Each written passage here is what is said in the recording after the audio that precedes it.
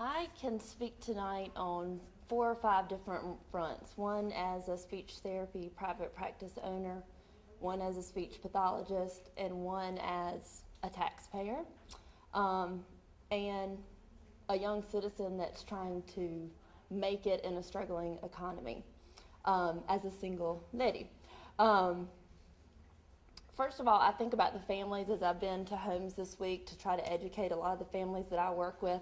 About 90% of my caseload are Medicaid funded, and most of those parents of the children that I work with are less educated and don't really know how to speak for themselves. So I've had the phone with me to say, look, we're going to dial this number and this is what you need to say. And they say, well, why? What's going on? Because they have no idea what's about to be taken away from them. So I worry about those families. And I think about the little kids, even though most of the kids that I work with are not even 2 or 3 years old, they will be adults. And they could have an opportunity to be functioning adults in our society. But if the state doesn't make the investment while they're young in 2, 3, 4, 5 years, we're going to be paying for them for 40, 50, 60, 70 until they die, which is a scary thing.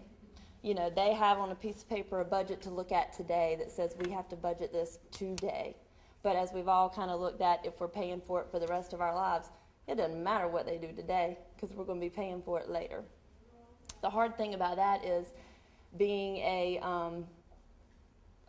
private practice owner, I won't have a private practice after June 30th. I won't have a job. And the house that I've been hunting for, I will not get. So I can get my $8,000 tax credit. That won't happen. So these are things that are hard to stomach when I spent 6 years working hard and paying for student loans so that I can have the degree that I have to work for the children that I do. And I would bet that college foundation loan probably wouldn't get paid if I don't have a job, and they probably would want that. And I think most people in this room probably shoulder that college loan too.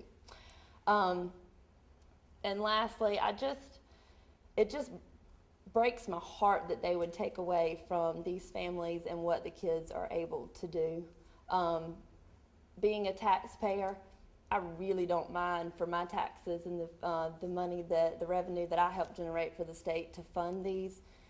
I sort of laughed with some of my family and friends talking about it this week, saying, I sort of consider it a return on my investment. If I am willing to pay the taxes to support these funds, I'm sure glad I'm in that house making it better for that family so that maybe it can change their outcome and theirs. So if they need to increase the taxes a little bit, it's worth the investment now rather than later.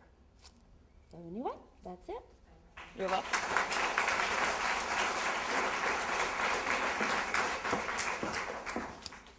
Okay, let's see. We have Brandy Shiflett, David Edwards, and Janice Hill.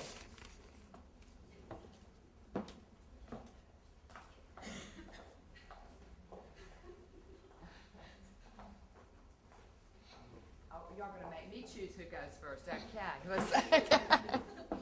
All right, the first one I called was, y'all aren't playing fair now, Brandy Shiflett.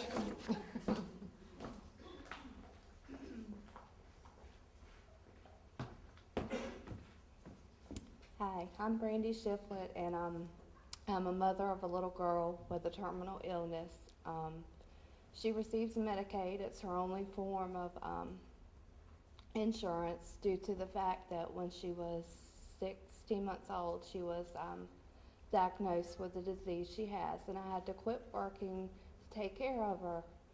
And if it wasn't for Medicaid, we wouldn't get the services we have for her so that she could live a productive life.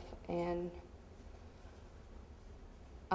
it just really hits close to home when they're trying to cut all these services for our kids, people that need it the most. That's all.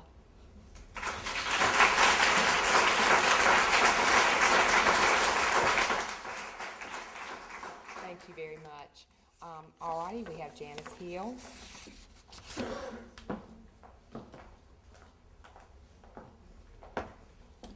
I'm Janice Hill, and I have been a physical therapist for 23 years, and 21 of those years have been working with children. I worked with the DEC, now known as the CDSA, for 6 years, and now I've been at Easter Seals UCP Summermore Children's Center for 14 and a half years. I have seen this money used for good reasons. I mean, the therapies that these children have received have taken them a long way. I have the privilege of working with this young lady's daughter that you just heard, and to see her go Friday night at graduation and be able to take her power wheelchair and get her diploma and is going to kindergarten next year. She could not have done that without therapy, because we are the ones that order the equipment, we are the ones that do the orthotic ordering, we are the ones that show them how to use the equipment. So when they take this money, they are taking the walkers, the wheelchairs, the ramps. They are taking these things away from our children that are going to make them more independent in their communities. It's a giant step backwards, and I just hope that the lawmakers can stop and think about somebody they know that has a disability. Because when you stop and think of somebody you know that has a disability, and you see what these therapies have done for them, then hopefully they will stop and really consider what they're trying to do. They're not saying cut back, they are saying eliminate. And there's a big difference between cut back and eliminate. But when you all of a sudden say eliminate therapy, you are taking a lot away from these children. I'm not even talking about my job right now. I'm talking about what the children are going to lose. 50% of the children I work with receive Medicaid. The other 50% receive insurance. They've already cut the insurance money. I mean, we can't even count on that. So, you know, these Medicaid, children receiving Medicaid don't have another source. This is what they're using to get these services. So I just hope that these lawmakers will stop and think before they put the pen on the paper and make that vote. They will stop and think of somebody they know that has a disability so that they can put their heart in it versus just what the money is showing. So thank you.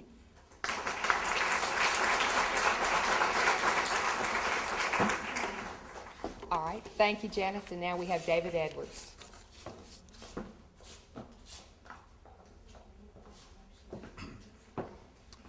Hi everyone, I'm David Edwards. I'm a physical therapist and have been for about 15 years now.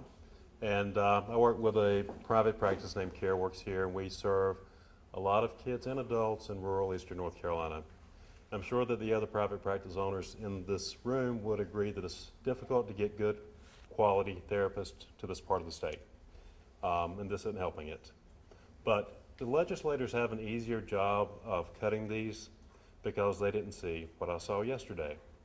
I was on a playground yesterday, and this child who is partially paralyzed on one side, and I've been following her for about 7 months now, and I was there doing a supervisory visit on a PT assistant. Well, this child for the first time reached up with her right hand and grabbed the monkey bars and climbed up. That's a big deal. If they saw the things that we see every day, they would have no choice but to do the right thing. We're not asking for a free ride. We're not asking not to give up something. We all have to give up something. But it needs to be fair, and it needs to take care of business. These kids, I'm sure you guys have all heard about the chickens coming home to roost. But if they cut these things and these kids and these adults don't get these services, the chickens are going to take over. I mean, the hen house won't be big enough and the problems won't be solved. So we're not asking, for everything, but we do want it to be fair and equitable. Thank you.